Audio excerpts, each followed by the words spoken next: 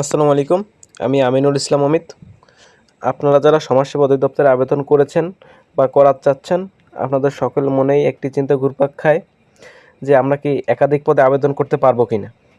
চলুন বিস্তারিত আলোচনা করি।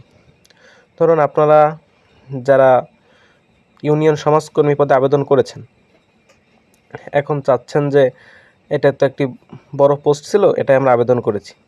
এখন আমরা নিচে একটি অফিস সহায়ক পোস্ট রয়েছে, এটাও অধিক সংখ্যক লোক নেবে। এখন আমরা এটাও আবেদন করব, কিন্তু এটা সম্ভব না। আপনারা যে কোনো একটি পদে আবেদন করতে পারবেন।